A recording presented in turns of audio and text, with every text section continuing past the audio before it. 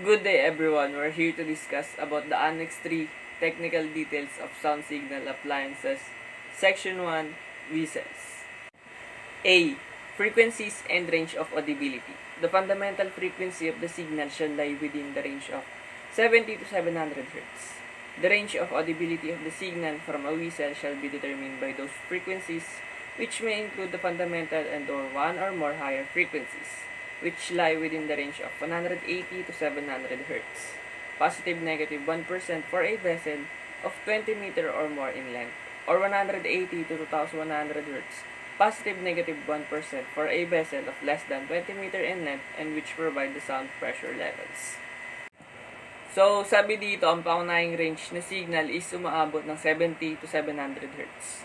Ang saklaw ng audibility o yung kakayahang makasagap ng tunog ng signal mula sa isang whistle ay dapat matukoy ng mga frequency na yun, na maaaring kabilang isa o higit pang mas mataas na frequency na nasa loob naman ng range na 180 to 700 Hz. Positive, negative 1% para sa isang vessel na 20 meters o higit pa yung haba o 180 to 2100 Hz. Positive, negative 1% para naman sa isang vessel na mas mababa sa 20 meter ang haba at nagpo-provide ng mga sound pressure levels. B. Limits of fundamental frequencies. To ensure a wide variety of whistle characteristics, the fundamental frequency of a whistle shall be between the following limits. Number 1. 70 to 200 Hz or Hertz for a vessel 200 meter or more in length. 2. 130 to 350 Hz for a vessel 75 meters but less than 200 meters in length. 3. 250 to 700 Hz for a vessel less than 75 meters in length. So, to ensure naman wide variety ng iba't ibang katangian ng whistle, ang paunahing frequency ng whistle ay dapat nasa pagitan ng 70 to 200 Hz para sa vessel na 200 meter or more ang haba. 130 to 350 Hz naman para sa mga vessel na 75 meters ang haba but less than 200 meters in length. And lastly, 250 to 700 Hz naman para sa mga vessel na mas mababa sa 75 meters ang haba. Good day, sir. I'm Zachary R. Palamos from NS1A3. A whistle fitted in the vessel shall provide in the direction of maximum intensity of the whistle and at a distance of 1 meter from it. A sound pressure level in at least 1/3 octave band within the range of frequency 180 to 700 Hz for a vessel of 20 meters or more in length, or 180 to 2100 Hz for a vessel of less than 20 meters in length. So, dapat yung whistle is may distance na 1 meter sa vessel, tapos yung pressure ng sound pitch level is nasa 1/3 octave or mas mataas sa 20 Hz kasi yung 20 Hz parang wala ka nang maririnig.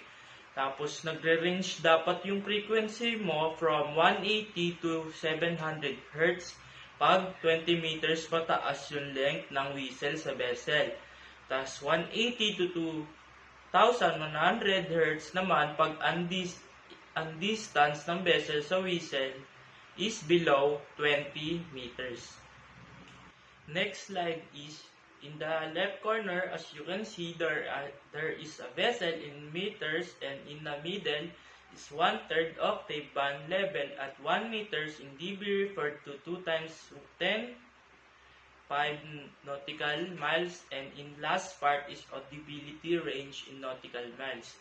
So as you can see in table, the length of vessel meters of 200 or more is 143, then in the audibility range is 2. Next one is 75 but less than 200. In 1/3 octave band level is 138 and audibility is 1.5. Next is the 20 but less than 75 and 130 and audibility is 1. Then yung less than 20 and 1/3 octave is 120 As you can see in the table, the 1 asterisk means that when the measured frequency lie within the range of 180 to 450 Hz. Then 115 is the range of 450 to 800 Hz. And yung 111, nag-range ng 800 to 2100 Hz. And yung audibility niya is 0.5. Hi, I'm Christian Pilito from NS1A3. Letter D, directional properties. The sound pressure of level of a directional whistle shall be not more than 4 dB below the prescribed sound pressure level on the axis at any direction in the horizontal plane within positive negative 45 degrees on the axis. The sound pressure level at any other direction in the horizontal plane shall be not more than 10 dB below the prescribed sound pressure on the axis, so that the range in any direction will be at least half at the range on the forward axis. The sound pressure level shall be measured in one-third octave band, which determine the audibility range. Letter E, position of whistle. When a directional whistle is to be used as a only whistle on the vessel shall be installed with in maximum intensity directed straight ahead. I'm Medina Ranel, NS183, and today I'm gonna report week 17. Fitting of more than one whistle. If whistle are fitted at a distance apart of more than 1 meter, it shall be so arranged that they are not sounded simultaneously. The sound pressure level of the vessel own signal at listing post shall not exceed in so far as the particable should not exceed. Whistles are fitted at a distance apart of more than 100 meters. It shall be so arranged that they are not sounded simultaneously. And G, combined whistle system.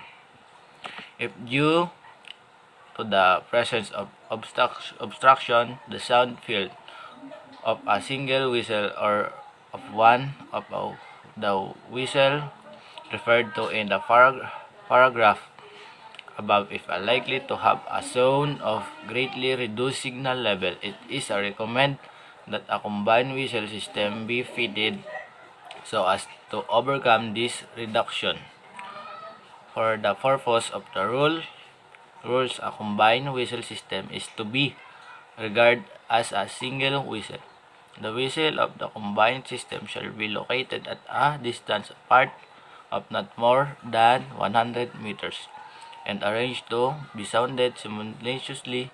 The frequency of any one whistle shall differ from those of the others by less than Hz. So, a combined whistle system is a number of whistle sounding emitting sources operated together for the purpose of the rule of subchapter E. Combined whistle system is to be regarded as a single whistle. I'm looking actually from NS183. Bell or gong. Intensity of global, letter A. A bell or gong or other device having a similar sound characteristic shall produce a sound pressure level of not less than 110 dB at a distance of 1 meter from it. Yung bell or gong, yun yung device na ginagamit para makapag-create ng sound. Yun yung kailangan sa, kailangan sa ship and isa sa rule na kailangan meron ganun. Bell or gong, construction. Ganito yung pag-construct sa kanya. Bell and gong shall made of corrosion-resistant material and designed to give a clear tone. Yun nga, parang ginawa siya para magkaroon talaga ng sound signal or basta para makakreate ng tunog. The diameter of the mouth of the bell shall be not less than 300 mm for vessel of 20 meter and more in length. Where practicable, a power-driven vessel striker is recommended to ensure constant force but manual operation shall be possible. Yun nga, ginagamitan siya ng manual operation, ginagamitan siya. Kumbaga, hindi pwedeng pneumatic, ganun. Parang kailangan talaga, para mapagana mo siya, para kikilusan mo. Number 3, approval. The construction of sound signal appliances, their performance, and their installation on board the vessel should be to the satisfaction of the appropriate authority of the state whose flag the vessel is entitled to fly. So, sabi dito, yung pag-construct ng sound signal appliances or yung performance nito, or even yung installation on board sa isang vessel is kailangan niyang mag-comply sa satisfaction na naaangkop sa otoridad ng estado kung saan nakadestino yung inyong barko.